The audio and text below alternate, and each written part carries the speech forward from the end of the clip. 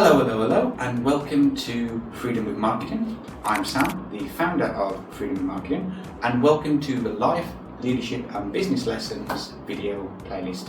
In this series of videos, I want to share with you personal experiences I've had.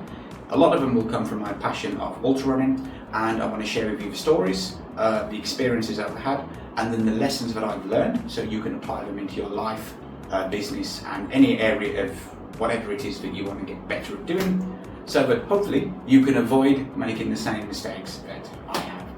In this video, I want to share a concept with you of basically the concept goes like this.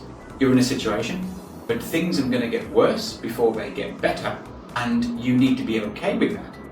And you need to just keep pushing through the short-term problems, the short-term setbacks, the short-term challenges, so that you can achieve your long-term goal. This is kind of based on a concept called the Valley of Despair, and I can't recall who came up with this concept, and I can't exactly recall the exact parameters of how this Valley of Despair works in the creator's original words, but my interpretation is basically that it goes something like this. You start off doing something here, you have high expectations. When you start something, your emotions go up, and then as you start to get involved with something, your emotions and motivation and confidence go down. The reason it goes down is because you start to realize it's much harder than you think. You have to do more things. As Grant Cardone says in his book 10X Rule, that things often take 10 times longer than you expect. All of this becomes demotivating until you reach the bottom of the valley of despair.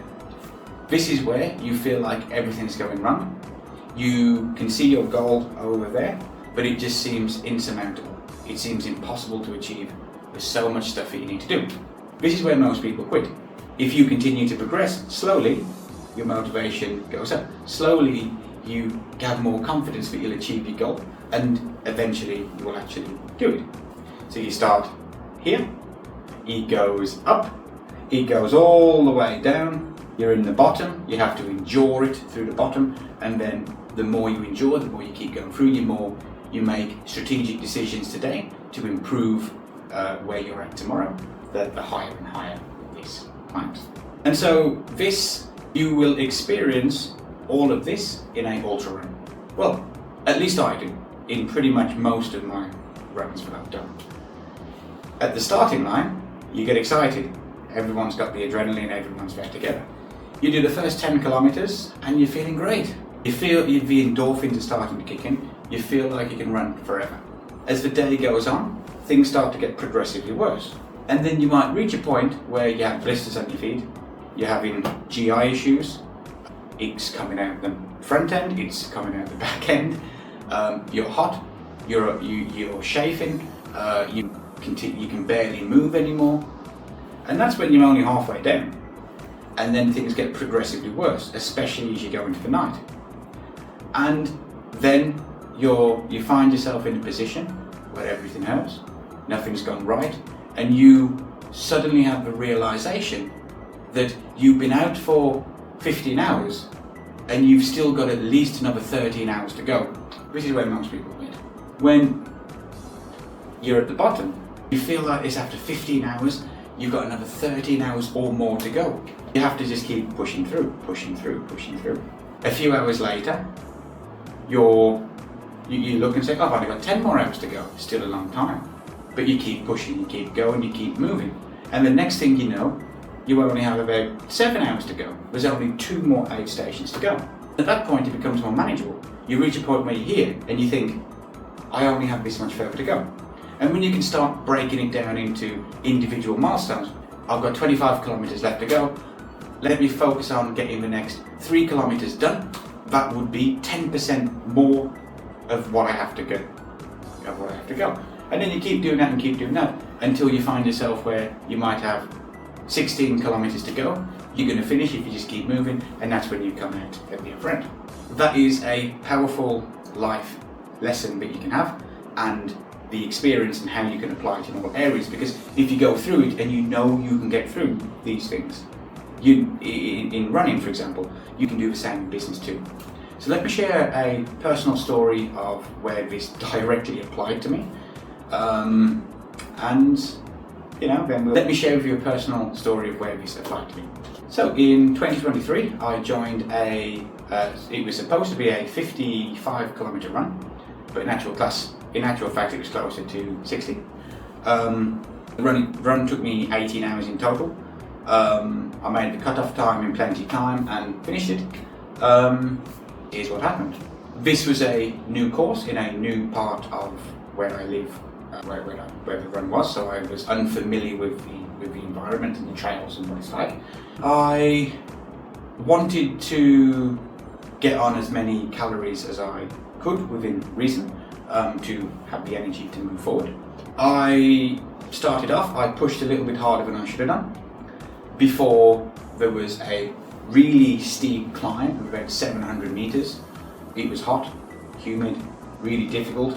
You climb about 700 meters on a very small technical single trail in the space of about 2 kilometers. So you can imagine what that was actually like. And going up there at 9 o'clock over in Malaysia, where it's starting to get hot, the sun's out, it's humid. So I had a lot of problems going up there. I had even more problems coming down when I reached a point when I couldn't stomach any of the solutions that I had with me.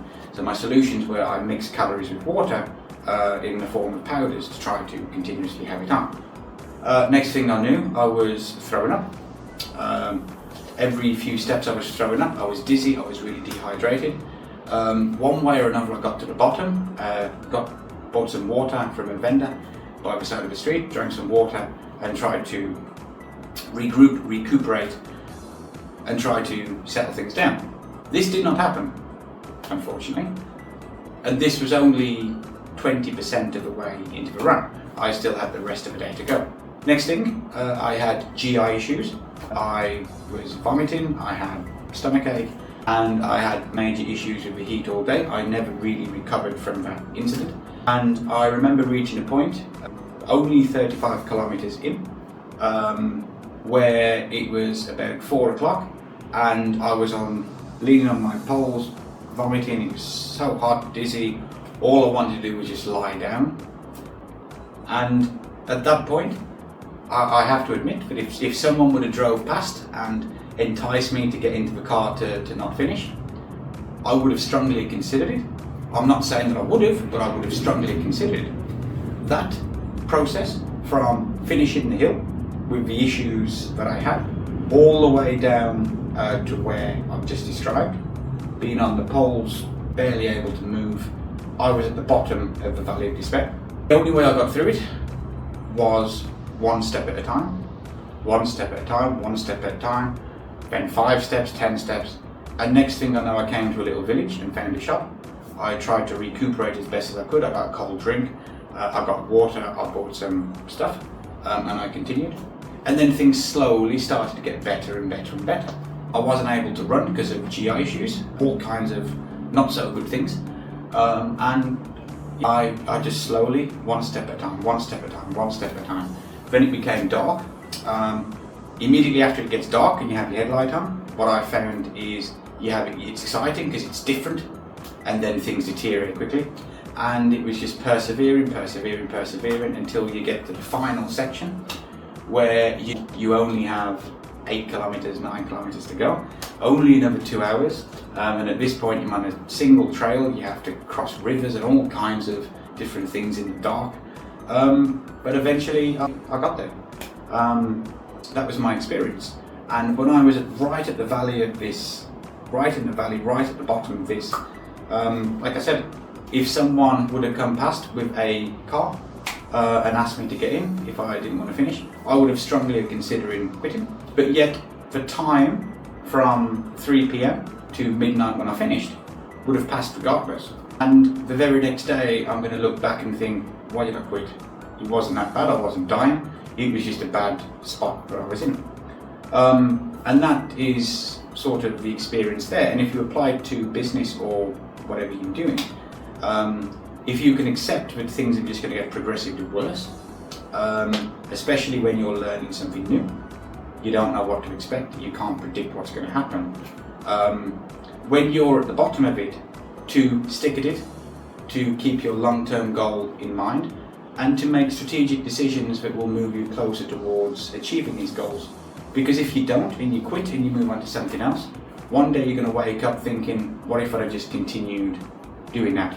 Say for example, if it's with your email list, you might spend years growing your email list, and then only to stop doing it and stop focusing on it, and then 6 months later you realise you've neglected it, and you imagine the potential of where you could be.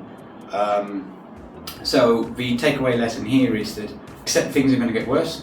When they do get worse, you're going to reach a point where they can't get much worse than they are, which means the only way is for things to get better and better and better, and you just have to celebrate each small win that you have and just get through it by making strategic, smart decisions closer to your long-term goals. That's all for today. Thank you for your time and attention. See you next video.